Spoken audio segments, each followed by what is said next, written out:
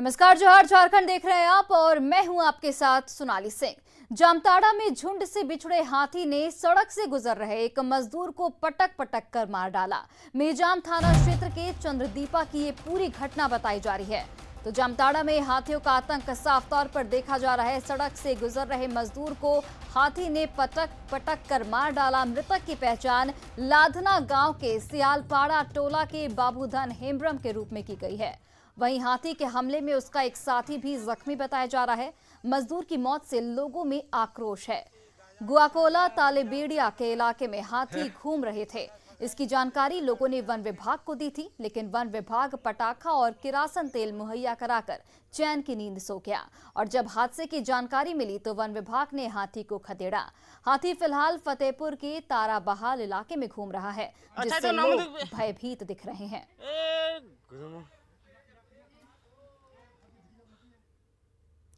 साहिबगंज के शहरी क्षेत्र में गंगा नदी से कटाव का खतरा मंडरा रहा है। आमतौर पर 3-4 किलोमीटर दूर बहने वाली गंगा नदी की मुख्य धारा साहिबगंज शहरी क्षेत्र के कई मोहल्लों से टकराने लगी है। इसकी मुख्य वजह नदी से तेजी से हो रहा कटाव है। शहरी क्षेत्र के सामने मलाही दियारा की लगभग 300 एकड़ जमीन को काटकर गंगा की धारा शहरी क्षेत्र के कई वार्डों के किनारे से सीधे टकराने लगी है। इससे शहरी क्षेत्र के पुरानी साहिबगंज, मलाही टोला, कबूतर खोपी, जनता घाट, चानन आदि वार्डों में कटाव तेजी से जारी है। वहीं वाटर ट्रीटमेंट प्लांट पर भी खतरा मंडराने लगा है। साथ ही मदन शाही गांव भी कटाव की चपेट में आ गया है। किसानों का लगभग 2.5 बीघा जमीन अभी तक गंगा छोड़ के चली जाती थी काफ़ी दूरी पर, लेकिन इस बार ऐसा हुआ है कि गंगा का मेन स्ट्रीम जो है धार, वह बिल्कुल ही उलट गया है और गरीबों का ज़मीन लगातार कट रहा है। पुरानी साहिबगंज, चानन, कबूतर खोपी का कुछ अंश भाग जो गंगा के जो बिल्कुल करीब आ गया है। और प्रशासनिक स्तर पर अगर अभी से पहल नहीं किया गया, अगर बांध का निर्माण नहीं कराया गया, सुरक्षात्मक दृष्टिकोण नहीं अपनाई गई, तो आने वाला कल ये मोहल्ले का स्थिति बहुत भयावह होगा और लोग पलायन। और देखिए, पुलिस सुरक्षा के लिए होती है, पुलिस चोरों को पकड़ने और चोरी रोकने के लिए होती है। और इसके लिए पुलिस के जवान ईमानदारी से काम करने के लिए शपथ भी लेते हैं। लेकिन सोचिए, अगर पुलिस पर ही चोरी का आरोप लगने लगे तो क्या होगा।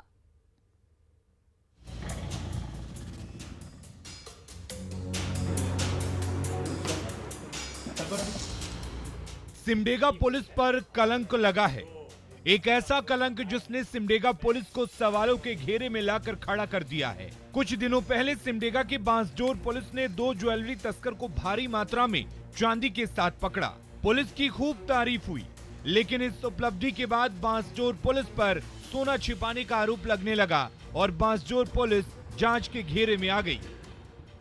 एसपी सिमडेगा ने 6 अक्टूबर को प्रेस वार्ता कर जानकारी दी थी कि 25 लाख के सोने बरामद किए हैं बांसजोर आउटपोस्ट के पुलिस ने। और इस खुशी पर पुलिस ने लोगों को सम्मानित किया था, यहाँ के दरोगा को भी सम्मानित किया था, जो आशीष थे उन्हें सम्मानित किया था, जो टीम में सदस्य थे उनको भी सम्मानित किया था। दरअसल पुलिस की इस उपलब्धि से पहले छत्तीसगढ़ के रायपुर के गुड़ियाड़ी स्थित नौकार ज्वेलर्स में 80 लाख के गहनों की चोरी हुई थी। और रायपुर पुलिस के अनुसार बांसजोर में बरामद गहने उसी चोरी के सामान का हिस्सा थे। रायपुर पुलिस ने सिमडेगा की बांसजोर पुलिस पर 55 लाख के गहनों की गोलमाल करने का आरोप लगाया, जिसके बाद रांची के डीआईजी पंकज कंबोज ने 10 अक्टूबर को बांसजोर ओपी प्रभारी आशीष कुमार सहित अन्य पुलिस कर्मियों से गहन पूछताछ की और ओपी प्रभारी आशीष कुमार पर जांच बैठा दी।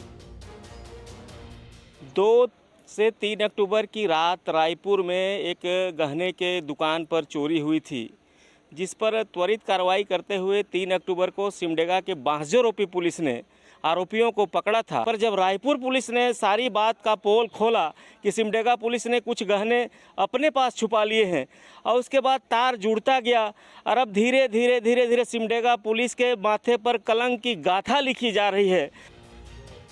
जांच की आंच से सिमडेगा पुलिस बच नहीं पाई और धीरे धीरे संदेह के घेरे में बांसजोर ओपी प्रभारी सहित कई पुलिसकर्मी आने लगे और उनकी निशानदेही पर गायब सोने की बरामदगी भी होने लगी। मामले उजागर हुए और ओपी प्रभारी सहित एक पदाधिकारी और एक चालक, इन लोगों पर संदेह की सुई गहरी हुई। एसआईटी ने पूछताछ किया और उनकी निशानदेही पर 14.776 किलोग्राम जेवरात, जो कि उस दिन की बरामदगी के जेवरात थे, वो उनकी शिनाख्त पर बरामद किए गए हैं। अब सिमडेगा पुलिस के लिए इस कलंक को हटाना मुश्किल साबित हो रहा है। वहीं बांजोर ओपी प्रभारी आशीष सिंह की आत्महत्या की कोशिश ने मामले को और उलझा दिया है। श्रीराम, न्यूज़ 18, सिमडेगा। साहिबगंज में डॉक्टर की लापरवाही से 14 लोगों के आंख की रोशनी जाने के मामले की जांच के लिए स्वास्थ्य विभाग की जांच टीम बरहड़वा पहुंची और झारखंड सेवा सदन nursing home and diagnostic centre के मैनेजर से लंबी पूछताछ की। जांच टीम ने अस्पताल के रजिस्ट्रेशन के कागजात की और मरीजों की रिपोर्ट मांगी। साथ ही रोशनी खो चुके मरीजों की संख्या और उनका नाम, पता और मोबाइल नंबर मांगा, जिसे इसको अस्पताल प्रबंधन छुपा रहा है। आपको बता दें कि बरहड़वा के झारखंड सेवा सदन नर्सिंग होम में आंखों का ऑपरेशन के बाद 14 लोगों की रोशनी चली गई थी, जिसकी जांच जारी है। तो उनका कोई लेटर, हम लोग को एग्रीमेंट लेटर नहीं मिला कि हाँ फलाना डॉक्टर इस नर्सिंग होम में काम करते हैं अटैच्ड। कोई भी आके ऑपरेशन करके चला जाता है, ऐसा कोई डॉक्यूमेंट नहीं है उनके पास कि हाँ फलाना डॉक्टर टैग है यहाँ पर। क्लिनिकल रजिस्ट्रेशन का है एस्टेब्लिशमेंट का। देखिए कोई भी चीज़ क्लियर कट नहीं है यहाँ पर। अभी ये प्राइमरी जांच हुई है ना, और अभी कंप्लीट जांच नहीं हो पाई है ना। कंप्लीट जांच होगी, इसके बाद रिपोर्ट सीएस। वहीं रामगढ़ के भरकुंडा स्टेशन के पास रेलवे ओवरब्रिज बनाने की मांग स्थानीय लोग कई सालों से कर रहे हैं, लेकिन भदानी नगर के लोगों की गुहार के बाद भी आज तक ओवरब्रिज नहीं बन पाया, जिससे आए दिन हादसे होते रहते हैं। ट्रैक पार कर हर दिन सैकड़ों लोग गुजरते हैं, उसके बाद भी रेलवे गंभीर नहीं है। कुछ दिन पहले ही ट्रैक पार करने के दौरान एक स्कूटी सवार ट्रेन की चपेट में आ गया था, जो बाल बाल बचा। इससे ट्रैक पार करने के दौरान एक बोलेरो गाड़ी भी ट्रेन की चपेट में आ गई थी। इस हादसे में 13 लोगों की मौत हुई थी, जिसके बाद भी रेलवे गंभीरता नहीं दिखा रहा है। बहुत बड़ा उत्पादन का क्षेत्र है और 30 से 40 गांव इस रेलवे क्रॉसिंग से गुजरती है। स्कूल वाला हो, सब्जी वाला हो, बिजनेसमैन हो या नौकरी वाला जो भी हो, इसी रास्ते से गुजरते हैं। और यहाँ पे झारखंड का सबसे बड़ा दुर्घटना भी हो चुका है। कल रांची के अरगोड़ा चौक पर तेज रफ्तार पिकअप वैन की चपेट में आने से ट्रैफिक पुलिसकर्मी धीरेन्द्र कुमार राय की मौत हो गई थी। धीरेन्द्र कुमार राय का पार्थिव शरीर रांची के पुलिस लाइन से पलामू के लिए भेज दिया गया। रांची के पुलिस लाइन में रांची के सीनियर एसपी, ग्रामीण एसपी, सिटी एसपी सहित कई अधिकारियों ने अंतिम सलामी दी। साथ ही परिजनों का तत्काल आर्थिक सहायता के रूप में 20,000 रुपए दिए गए। साथ ही दूसरी सहायता भी जल्द दिए जाने का भरोसा दिया है।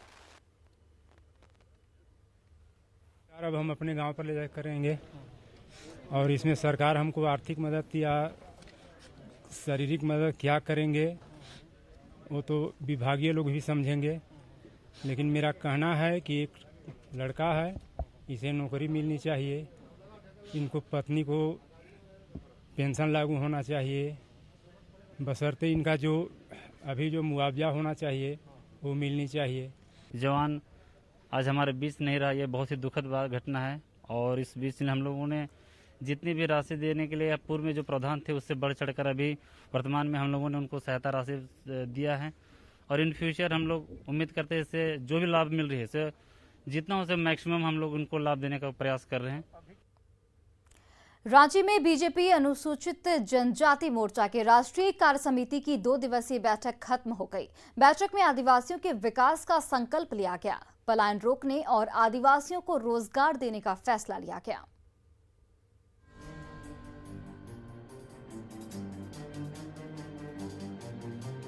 गांव गरीब और आदिवासियों के विकास के संकल्प के साथ रांची में बीजेपी अनुसूचित जनजाति मोर्चा के राष्ट्रीय कार्य समिति की बैठक खत्म हो गई। कार्य समिति की बैठक में ये भी फैसला लिया गया कि पार्टी के कार्यकर्ता गांव-गांव जाकर गांव के हिसाब से योजनाएं बनवाएंगे। आदिवासियों को आत्मनिर्भर बनाने के लिए संकुल किशोर परिसर विकास योजनाएं बनाने का फैसला लिया गया है, जिसके तहत 40 से 50 गांवों का विकास एक साथ किया जा सके। 10-10 गांव का एक समूह रहेगा और उसके बाद भी नीचे का इकाई जो है एक गांव का एक समूह रहेगा। इस प्रकार से जो है 40-50 गांव मिला करके एक संकुल विकास परिसर योजना के नाम से यह है। बीजेपी एसटी मोर्चा के राष्ट्रीय कार्य समिति की बैठक में सरना कोड पर चर्चा नहीं होने पर जेएमएम ने सवाल उठाए हैं। वहीं एकलव्य विद्यालय के विरोध को लेकर सरकार के आरोप पर सफाई भी दी है। जेएमएम ने कहा कि एकलव्य विद्यालय के निर्माण में राज्य सरकार रोड़ा नहीं बन रही है। वहीं हेमंत सोरेन और शिबू सोरेन को सनातनी करने पर आपत्ति जताई है। सरना धर्म के विषय में एक बात भी नहीं कहा। 2 दिनों तक चली बीजेपी अनुसूचित जनजाति मोर्चा के राष्ट्रीय कार्य समिति की बैठक में संगठन महामंत्री बीएल संतोष ने जनप्रतिनिधियों को फोटो सेशन के बजाय समाज के कार्यों पर ध्यान देने की नसीहत दी है। बैठक में देश भर से बीजेपी के 147 नेता शामिल हुए थे। इनमें 23 सांसद भी शामिल हैं। साथ ही कई केंद्रीय मंत्रियों ने भी इस बैठक में हिस्सा लिया। न्यूज 18 के लिए रांची से ओम प्रकाश की रिपोर्ट। सिमडेगा में 11वीं राष्ट्रीय जूनियर महिला हॉकी चैंपियनशिप का आज छठा दिन है। आज चैंपियनशिप में 5 मैच खेले जाएंगे। सुबह 7 बजे पहला मैच खेला गया, जिसमें उड़ीसा और मध्य प्रदेश की टीम के बीच मुकाबला हुआ।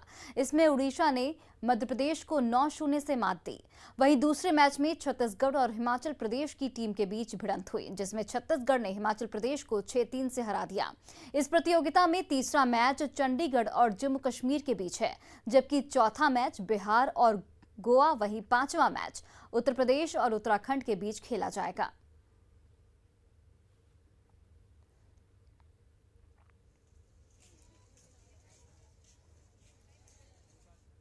वहीं देखिए, सिमडेगा में चल रहे राष्ट्रीय जूनियर महिला हॉकी चैंपियनशिप में जम्मू कश्मीर की टीम भी भाग ले रही है। अब तक आतंकवाद के साए में रहने को मजबूर जम्मू कश्मीर की लड़कियां इस खेल में भी आगे आ रही हैं। हालांकि चैंपियनशिप में इनका प्रदर्शन बेहतर नहीं रहा। 2 मैच में केवल 2 गोल करने के बाद टीम प्रतियोगिता से बाहर हो गई। एस्ट्रोटर्फ मैदान और प्रैक्टिस की कमी से उनकी तैयारी पर असर पड़ता है। साथ ही आतंकी हमले का डर हमेशा बना रहता है। जम्मू कश्मीर टीम की कोच ने कहा है कि अब हालात बदल रहे हैं और अब जम्मू कश्मीर की बेटियां आने वाले समय में बेहतर प्रदर्शन भी करेंगी। जम्मू कश्मीर की हॉकी दिन ब दिन आगे चल रही है। जैसे कि अभी वहाँ पे इंटरनेशनल एस्ट्रो टर्फ लग रही है, रिप्लेस हुई है। और भी कश्मीर में भी 3 हमारी टर्फ सेंक्शन करी गई हैं और उन्हीं का काम भी चल रहा है। पुलवामा में है या अनंतनाग में है, और एक हमारा LOC का एरिया है पुंछ करके, वहाँ पे भी उसका टर्फ का काम चल पड़ा है और जम्मू में रिप्लेस हो गई है।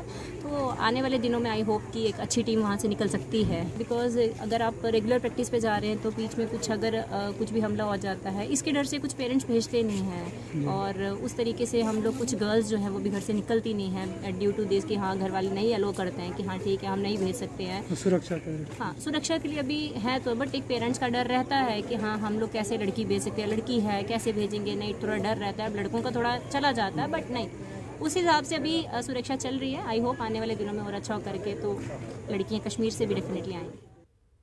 और इस वक्त की बड़ी खबर गढ़वा से, जहां गढ़वा में 6 अपहरणकर्ता पकड़े गए हैं। तो गढ़वा से ये आपको बड़ी खबर बता रहे हैं, जहां पर गढ़वा में 6 अपहरणकर्ता पकड़े गए हैं। एक व्यवसायी का अपहरण कर ये अपराधी भाग रहे थे। सदर थाना पुलिस ने सभी को हालांकि गिरफ्तार कर लिया है और ये बताया जा रहा है कि रांची और रामगढ़ के ये अपहरणकर्ता हैं। गिरफ्तार अपराधियों से पुलिस की पूछताछ फिलहाल जारी है।